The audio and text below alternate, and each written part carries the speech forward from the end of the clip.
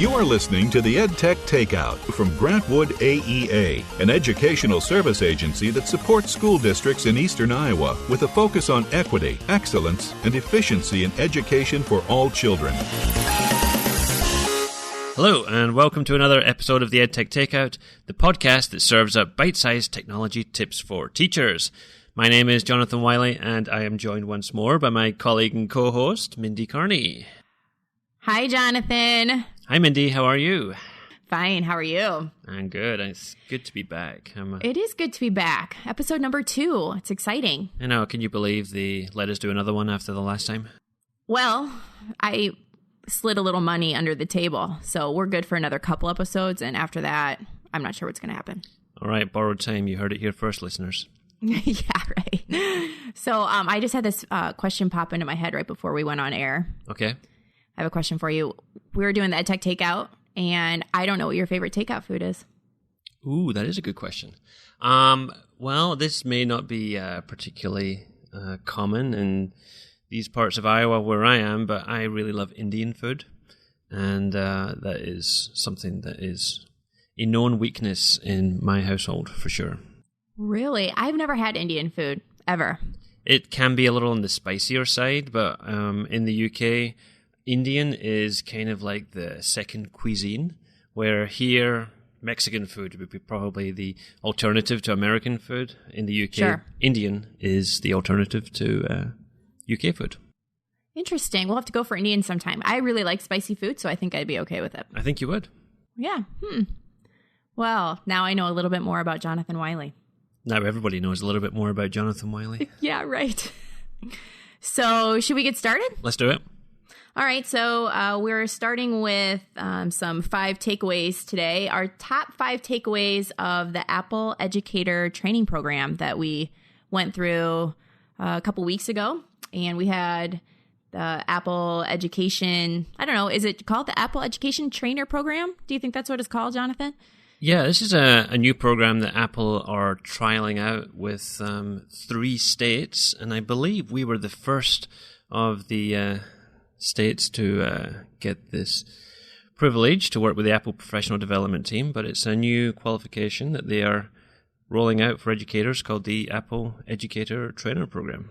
Yeah, we worked with them for 2 days, and not only our team here at Grantwood AEA, the digital learning team, but we also had some other teacher leaders throughout our district or our area, I guess I should say, that came in and worked with us and just had a great time. What a great group of people that was. It was fun to get to know some different people, and especially being new to the agency, there are lots of people I don't necessarily put names with faces yet. So we came up with a list of top 5 takeaways for that program that we kind of wanted to share with you. And I'm going to start with the first one, if you don't mind, Jonathan. Sure. And the first one was they did this really neat thing where they had all of us in a shared photo stream. So throughout the day, we added pictures and videos of reflections, and very different from like a learning management system where you might in your classroom use that same sort of strategy, but we used it on a shared photo stream. So we did talk a little bit, though, about some of the things that would be an implication in your classroom, right? Didn't we talk about how everybody had to have their own Apple ID, so it might not work for everyone, but for this instance, it was awesome. So cool. Yeah, a great way to share some of that learning that we did. I mean, some of the activities that we did, they wanted us to, capture that in an image format and save that to the photo stream. So it was a good way to see what other people were doing. You could like other people's photos and leave comments on them as well. So there was that peer feedback option on there too. So that was fun. Yeah, it was fun.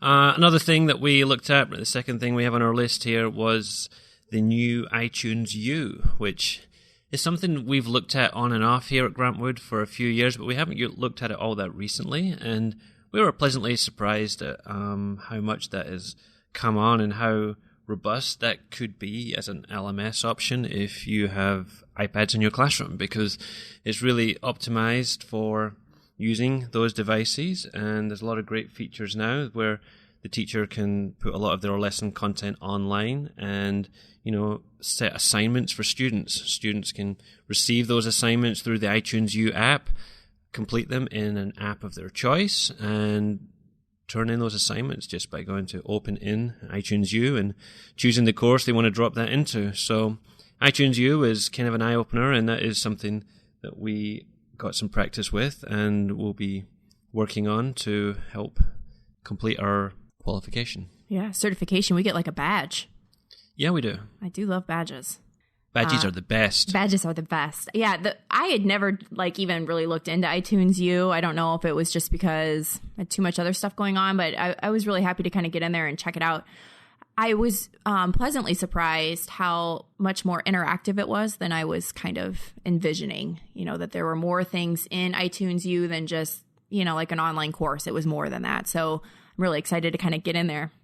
Yeah, I think they've really opened up now with discussions and different ways to present educational content.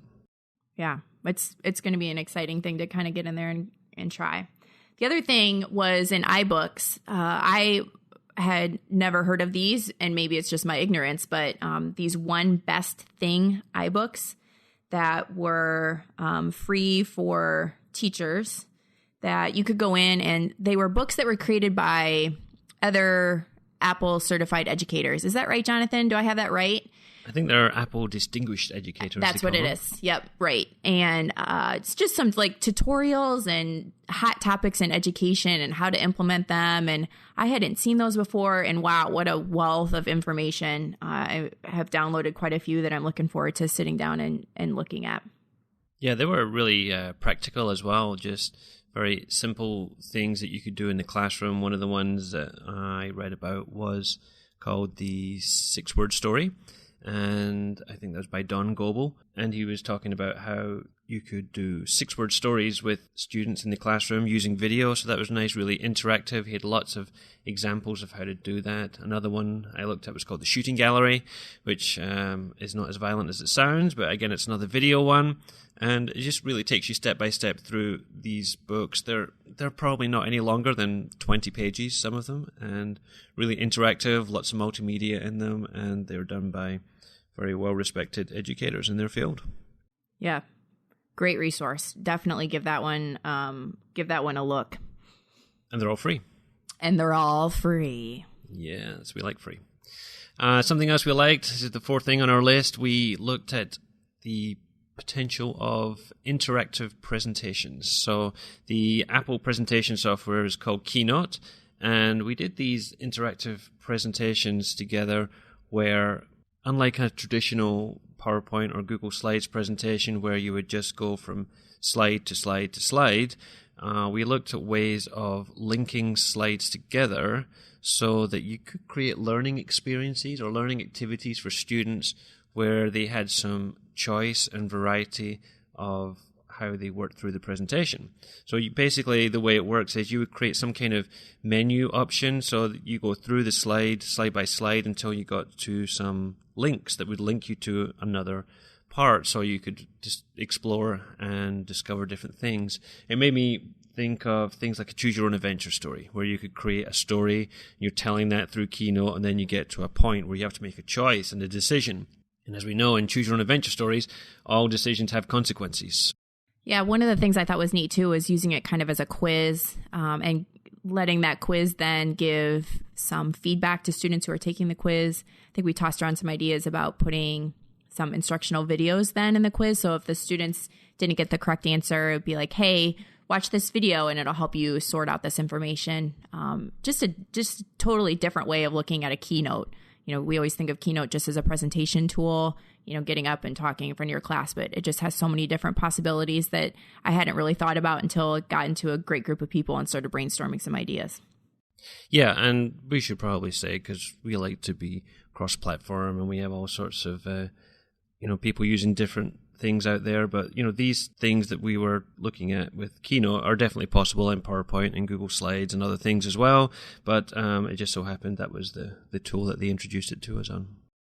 Yeah, and I think that kind of leads to our last point about our last five, or our fifth takeaway, I should say, was just that it wasn't all about the products. You would think, Apple coming in, that they'd really be pitching their products to us. And, they definitely showed us interesting ways to use their products, but they talked to us a lot about how adult learners are different and different things we need to do when we're sharing information with adult learners.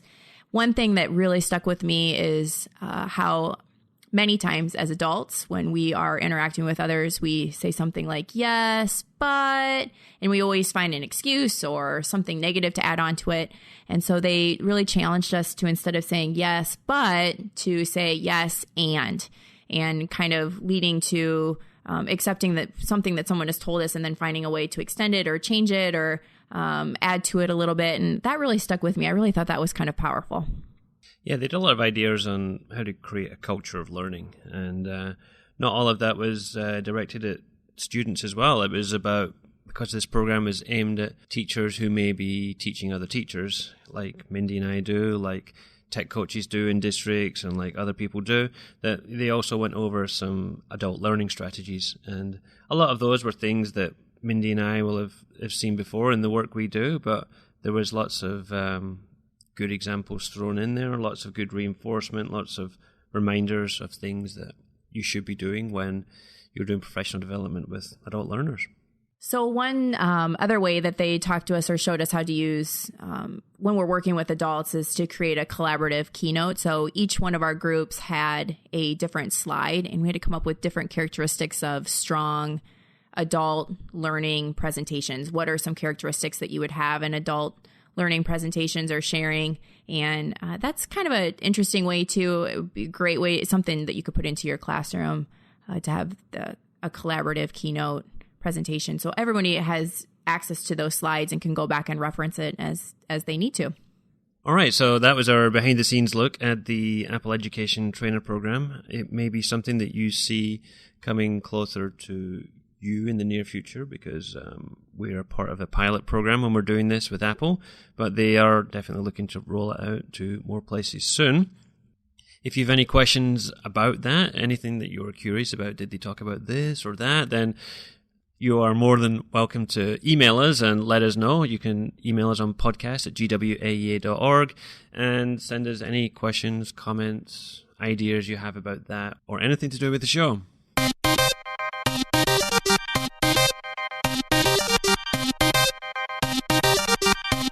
So should we get started? Are you ready? Yeah, let's jump into our main topic for today, which is Twitter tips for teachers. I hear a lot of teachers say, well, what's the big deal about Twitter? I hear about Twitter all the time. I don't really get it. Why, as a teacher, should I be on Twitter? And I think that when I first got on Twitter, the thing that I really enjoyed about it was that it gave me a connection with other people who were in the trenches, who were trying new things. And I didn't feel alone in some of the battles that I felt like I was fighting. And it really allowed me to kind of get inspired to try some new things, knowing and seeing other people's ideas out there. Just thought, you know what, I can do this too. And the last thing is just getting connected. I think sometimes as educators, we have so much going on in our classrooms that it's hard to see what's going on in the world around us and to stay up to date on the newest ideas and philosophies and strategies. And Twitter gives us the opportunity to kind of see what other people think is important, and it's a little bit quicker than going out to do some research on your own. Would you agree, Jonathan? Yeah, I totally agree with that. And I think it's one of those tools that have just become increasingly important for educators. I mean, Twitter for your average person walking down the street may not be as relevant as it is to educators, because there's so many educators on Twitter. And I think one of the great things about being an educator is that we are also willing to share and help each other out. And this is a great venue for that, and a great way to connect with people that you may not normally have the chance to meet. Yeah, and I think that's an important part of Twitter is once you get on it, I think it's important that you share your story a little bit too, and sometimes it's kind of scary to put yourself out there. But Jonathan always makes the good point of it might be obvious to you, but it's something new to someone else. And I know when I first started sharing on Twitter, I didn't think it was a big deal, some of the stuff I was doing, but it was really great, the amount of feedback that I got from complete strangers wanting to know more about the things I was doing, which actually inspired me even more than I would have anticipated. Yeah, absolutely. So maybe before we jump into these top tips here, you came across an article recently that suggested there may be some changes on the horizon for Twitter. Do you want to talk about that first? Yeah. So from what I kind of understood from this article is that Twitter is looking to go, well, right now it's 140 character count, which to me is one of the great things about Twitter. You have to be very specific about what you want to say. And I really like that about Twitter. One of the things that I came across was that Twitter was maybe going to extend that character count. I don't remember the number, but it's a substantial number, more than 140 characters, so that I kind of wondered what it would look like to have Twitter have more characters than 140. And I know there's going to be a read more button, so there'll be something that kind of shows an excerpt of what your tweet is going to be about. Will it even be called a tweet anymore? Be like a tweet blog instead. But we're just kind of wondering how that's going to change Twitter if people are actually putting blog posts straight into Twitter instead of links. What do you think? Yeah, I think when Twitter first came out, I don't know if I hear it called this so much anymore, but people used to call it a micro-blogging platform because it was a way to share your ideas, but with the micro part being you're limited to those 140 characters. But this might make it more of a legitimate blogging platform that you could actually write longer posts. And I kind of have mixed feelings. I mean, there's definitely times where I've thought I would like to have more than 140 characters to express what I'm talking about, but there's definitely the other side where you actually want to just keep it the way it is. And I think a lot for me is going to depend on how they work with the user interface, how that looks. I guess we'll wait and see. It's not a confirmed rumor yet. It's just something that's been going around the grapevine, so we'll wait and see what happens. Yeah, I kind of wonder if it will get away from, I mean, if it follows through, and this is something that, Twitter really goes through with, I kind of wonder if there's a possibility that people will use that just as their blogging site, and instead of having their own personal blogs, that this will just become, I don't know, like a repository of everybody's blog. That seems like a lot to me. I like it a little bit more organized where I can just click on links and go into something, but change is hard. Sometimes change is hard. Sometimes change is hard, but we'll see where that one goes. We'll keep an eye on it. So, Jonathan, say I'm just starting on Twitter. Do you have any great advice for those people, beginner Twitterers? Yeah, for sure. I think for people starting off, Twitter can be a little overwhelming sometimes. There's just so much information coming at you all the time. So, lurking, it's okay to lurk. You can just browse through things that are going on Twitter, follow some people, see what things they're tweeting about, see how they're tweeting, when they're tweeting, why they're tweeting, and, take in all that kind of data, that information, see what other people are doing and learn from that. Whenever you feel comfortable, then jump in, share some stuff, tweet some things out. There's not really a right or wrong way to do it. It's just the way it is on Twitter. So that would be definitely something I would recommend. I'd also say there are hundreds, probably thousands of tweets on a daily basis that I don't see. And that's okay. It's okay that you don't read everything. We don't have time to sit and watch a Twitter feed all day long. So just accept that, because everybody else on Twitter who uses Twitter accepts that too. There are ways that you can, catch up on some of this stuff later if you want to, but don't feel bad that, you missed somebody's tweet, because that's just part and parcel of the tool. That's how it works. Well, I know when I first started using Twitter, it was, like you said, very overwhelming. And then once I kind of figured out how the hashtag thing worked, I think that kind of helped me out. So for those of you that are new to Twitter, a hashtag is something that kind of organizes all of the tweets into certain categories. So I always think of it like a filing cabinet. And when you put a certain hashtag that's uniform, so lots of people are using that same hashtag, what you can do then is organize or look at just that hashtag, and that kind of keeps all of the tweets that go with that hashtag, like the Iowa EdChat. All of the tweets then that might be Iowa educators are tweeting might put it in that category, so you can look up hashtag Iowa EdChat and see what people are tweeting about in there. But Craig Bedora uses hashtags. He describes them as a television. So you only kind of watch the hashtags that have interest to you, and kind of ignore all of the other static that's out there on Twitter. He has a really great graphic in that. I'll make sure I share that in the show notes so that you can check that out later. So hashtags just kind of help you organize your tweets, and maybe so you don't get so overwhelmed, you can just follow a certain hashtag and get all the information about that hashtag that's out there, all the different tweets that are out there with it. Yeah, some hashtags are really popular, and you will see them refresh a lot all the time. So things like EdChat and EdTech, those things, every few seconds you will see a new tweet. Other hashtags are, less popular. Doesn't mean they're any less valuable, but it just means that there's less people using them at any one time. So, be aware of that. There is a tool called TweetDeck, which is really useful for helping to view multiple streams of hashtags at one time. It's set up so that there are vertical columns on your screen. It's a web application that you can get to, and we'll put a link to those in the show notes. But TweetDeck lets you see your own Twitter feed. It'll let you see your notifications, and you can pick which hashtags you would like to follow at any given time.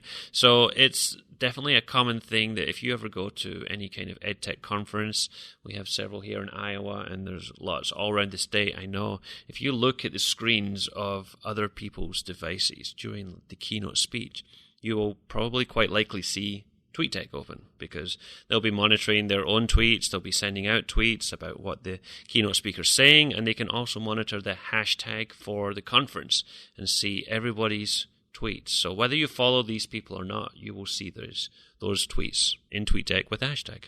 That kind of brings up a good point too, that if you're not at a conference and want to follow what's going on at that conference, that it's great to find out what those hashtags are too, and kind of get the resources that other people are getting while being at the conference, and you don't have to be there. That's what's great about Twitter too. Yes, one of the more famous hashtags along those lines is the Not at ISTE hashtag. So for all those people in the summer who are not attending the ISTE conference, they can follow along with the hashtag Not at ISTE. Lucky for us, we get to follow at ISTE this year.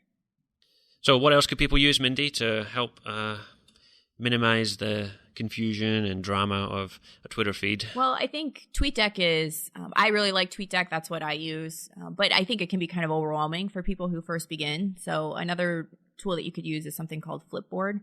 And Flipboard allows you to kind of create online magazines, but you can also put your tweets into a Flipboard so that it becomes more like a magazine that you read. So you can kind of flip through things. And what I really like about that is Flipboard opens up the links that go along with tweets so that you can kind of see what the article that people are sharing is, or the blog post that they're sharing. So instead of having to click on it, it kind of opens it up for you in there. And I really like that. And it kind of slows your feed down a little bit so you don't feel like you have to keep up with so much. So that's one of the great benefits of Flipboard, I think, over TweetDeck. Yeah, it's a really nice visual way to look at your tweets and the tweets that other people are tweeting out. It's available for Android, it's available for iOS, and it's available on the web. So no matter what device you use, you could take a look at Flipboard, 100% free. Another one that I like to use is called Nuzzle. Do you use Nuzzle, Mindy? I don't know anything about Nuzzle. Jonathan, teach me. Okay. Nuzzle is a really interesting service because, again, it's available on Android, iOS, and on the web.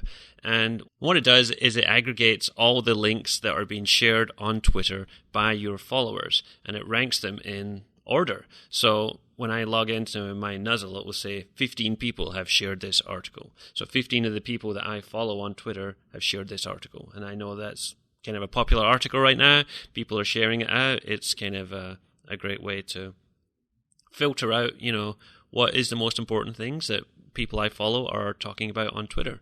And it will give you a whole list of articles. Some will, in order. 15 people have shared this, 10 people shared this, 5 people shared this. So it's a great way to be part of that conversation, because we talked earlier about, you can't read all the tweets. You can't see everybody's tweets. It's just not possible, or you have too much time on your hands, one or the other. But Nuzzle helps you keep up with that pace on Twitter by aggregating all the best links that are being shared from your feed.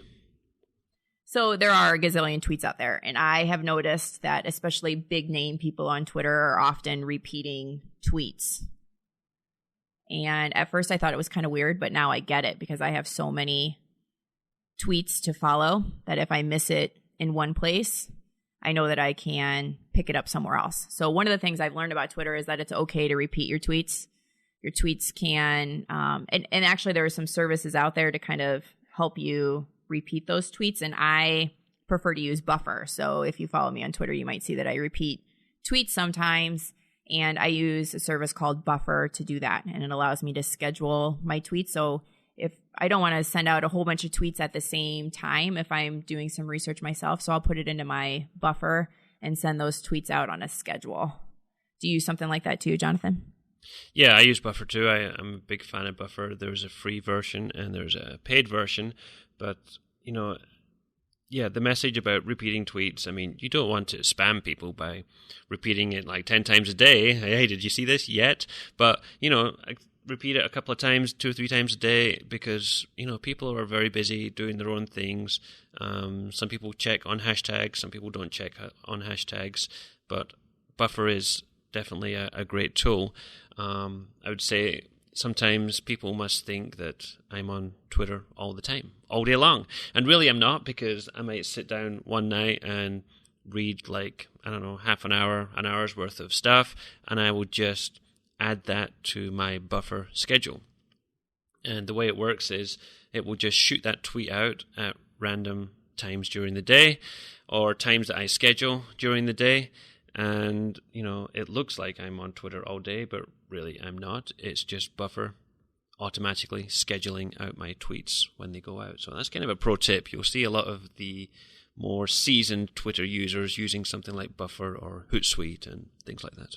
Yeah, and I always kind of choose my times that I send stuff out, because I think if I want educators to see it, if it's something that I think would be really important for an educator to read, I try and do it outside of school times, because I figure if I send it at 1:30 in the afternoon, there's a good chance they're not catching that.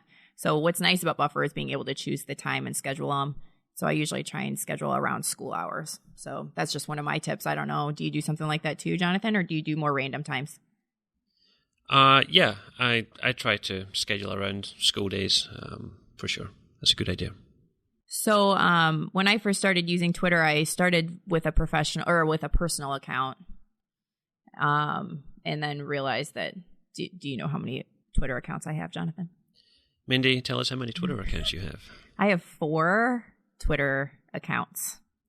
Do people really need 4 Twitter accounts? I don't think people do need 4 Twitter accounts. So to begin, I started with my personal account and then realized that I was going to tweet more professionally, and thought that people that followed me as my personal account wouldn't want to read all my professional tweets. So I started a professional account, and then I wanted my class to have their own Twitter account. So my old classroom has its own Twitter account. And then I am the co-founder of the Iowa Catholic Ed Camp, and so I have a Twitter account for that as well. So how do you keep track of all these different accounts and make sure you're tweeting to the right account and things like that? Well, I don't ever use my personal one, because my generation uses Facebook, I think. So I don't use my personal one very often. My professional one is the one I use all the time. I'm not teaching anymore, so the classroom one has gone to the wayside. And the Iowa Catholic Ed Camp one is only, it's like a seasonal kind of thing. So I very rarely do that one. But on my device, it's really nice, I think, to be able to switch between accounts on your device. There's a little button on your homepage that allows you to quickly switch between. It's not as easy online, I don't think. So one of the things I do is I just use a different browser. So if I have my one account up, I use a different browser than I would use my professional account, because I use that one all the time. Yeah, it's really handy to have that ability to switch accounts on a mobile device, because it's super easy to do. I work with 2 accounts too. I work with the Grantwood Digital Learning Team account, which is at DLGWAEA. And so I will switch between that account and my personal account, depending on which one I want to send the tweets to. So let's think about Twitter chats. Maybe the last thing we want to talk about here on Twitter. Are you big on Twitter chats, Mindy?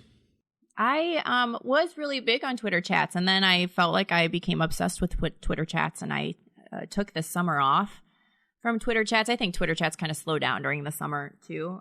So you needed an intervention. Is that what you're saying? I needed an intervention. That is right. My phone was constantly going off then with notifications. My husband was getting a little annoyed, which I was kind of getting annoyed too. And I think the same thing with Twitter chats. I got so excited about interacting with people that I was on every Twitter chat possible. And then I got a little bit more choosy about my Twitter chats and really kind of narrowed in on the things that I really felt I wanted to work on or learn about, and followed those Twitter chats as well. And I think you have to find a balance between what works for you. And Twitter chats usually happen on your personal time, which, sometimes you just need that balance of, am I working right now, or am I going to spend time with my family right now? Or is there something I really am interested in, or maybe I'm just going to join a Twitter chat one night a week or something like that. So what about you? Do you get into Twitter chats?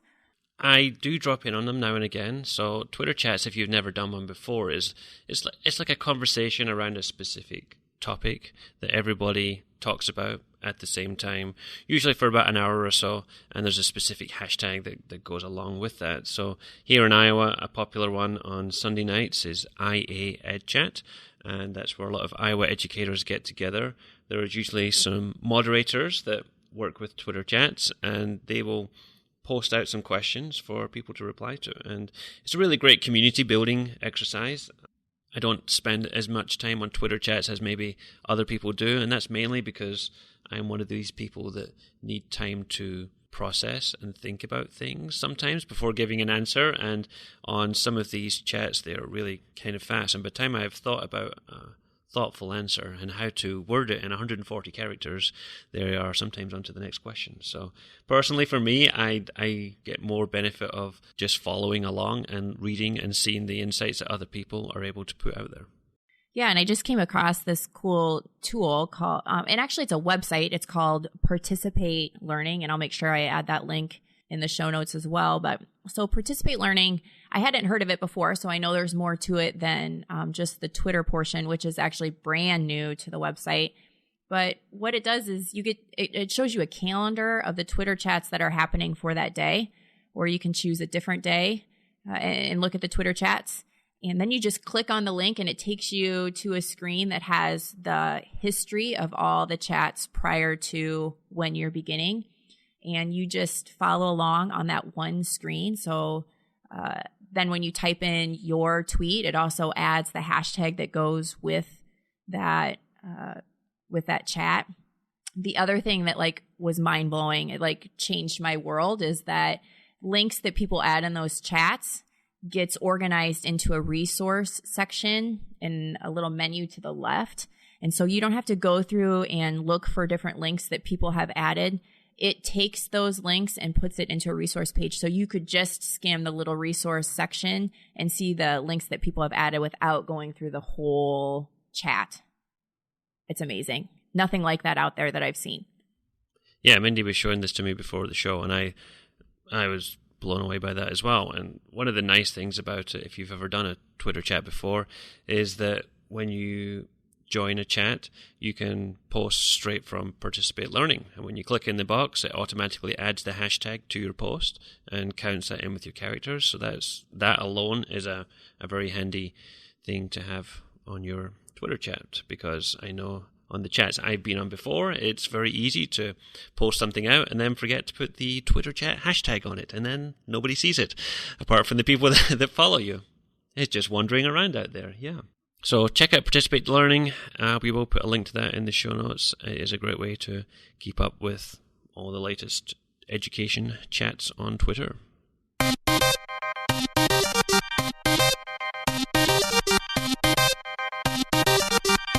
So to finish up the EdTech Takeout, we are going to conclude with Tech Nuggets, where Jonathan and I give 2 really cool tips or cool things that we've seen out there that to send you on your way. So Jonathan, did you want to start? Sure. I'm going to take us full circle here, Mindy, and I'm going to go back to Apple and the classroom, because Apple has released a brand new app for iPhones and iPads that I think has got some really awesome potential, but maybe not necessarily for everybody, because this is one that's really aimed at music teachers, and I don't know if we always spend a lot of time talking about apps or tools or websites for music teachers, so I'm going to throw this one out there. This one is called Music Memos by Apple, and it's a free app that's kind of based on the voice memo app that you might have on your iPhone, because it's meant for those occasions where you suddenly think, oh, I've got a great idea for a song. And so you open up Music Memos, you hit the record button, and you play something out on your guitar or your piano or something like that, and the Voice Memos app will record it for you. The cool thing about it, though, is that after you have recorded your segment, Apple quickly analyzes the music that you played and automatically adds a drum beat and a bass line to it and plays it all back so that it sounds like a really finished, composed song. And you might think that this really wouldn't work, but I've got a link to a review that David Pogue did on this, and he's got some video demonstrations of how this works in real life, and it's actually very, very impressive. He says sometimes it didn't work. You know, the melody was too complicated, or it just didn't scan very well. But 9 times out of 10, he had a whole lot of success with that. And I think this could be a really interesting app for music teachers to play with in the classroom. That sounds amazing. I always wanted to be a rock star. This is my opportunity right here. I'm going to download that app right now. I am looking forward to seeing what you come up with. Maybe we'll share it on the next episode, Mindy. When you said you had a link, I'm like, oh my gosh, maybe Jonathan has created his own and he's going to share it with us right now. Maybe I'll share that on the next episode, Mindy. Oh, I can't wait. I'm on the edge of my seat. Can you beat that? I don't know if I can beat that, but I do have something that I think is pretty cool. This is called I hope I'm saying it correctly, but the Royal X Smart Mobile. And it's the smallest theater system ever created. And it's a foldable headset. And it also has noise-canceling headphones and goggles that kind of wrap around. And so it streams movies from, your Netflix, Amazon, things like that. Does it do YouTube? YouTube. I should have mentioned YouTube. You're right, Jonathan. You got me. I should have mentioned YouTube. Streams videos from YouTube and plays videos from PlayStation, Xbox, so on and so forth. So what I think is great about this for education is that it has customizable prescription vision controls. So what you can do then is take your glasses off, input into it, I believe, what your prescription for your glasses are, and it changes however you're seeing it so that you don't have to wear glasses with the goggles. You can take them off and watch it with your prescription somehow, I don't know, melded into what you're viewing in the goggles. And that's what I think is going to be really great for education. Not so much that this is going to be the next best thing, but the fact that we're starting to think about how to kind of change things to make them work for people that, just don't have great eyesight. Lots of kids out there. And I just think that maybe this little piece of technology could maybe go a little bit further and do some really neat things yet. Is this like a VR headset type of thing? It is kind of like a VR headset sort of thing. I don't know that they're necessarily really calling it virtual reality yet because it streams videos, but the commercial that I saw for it, it looked more like a virtual reality, but in the description of the actual device, it doesn't say that. So, you know how commercials can sometimes be a little bit different than what they actually can do. But if you want one, it's $700. How much? $700, and they're not out yet. They were taking pre-orders until the beginning of January, so that's done now. You got a discount of $100, but so yeah, I don't know when they're coming out, but soon, 2016 sometime. So keep an eye out for that. It's probably going to be like most things that are brand new technologies. The price always starts sky high, and over time it just becomes a very normal piece of technology, and the price will come down again. So I look forward to that. Yeah, be my Christmas present next year. You sound like someone with expensive tastes, Mindy. So, if you enjoyed the show, please subscribe and leave us a review on iTunes. That really helps us get found out by more people, and it's a great way to grow our show. So, tell your friends, share us on social media, and please send all your ideas and feedback by email to podcast@gwaea.org. If you are so inclined, you could even record a voicemail on your phone email us that to podcast@gwaea.org, and we will play it on the podcast at the next episode. Until then, thank you for joining us on EdTech Takeout. We hope it hit the spot. For more information on today's episode, please visit dlgwaea.org/podcast.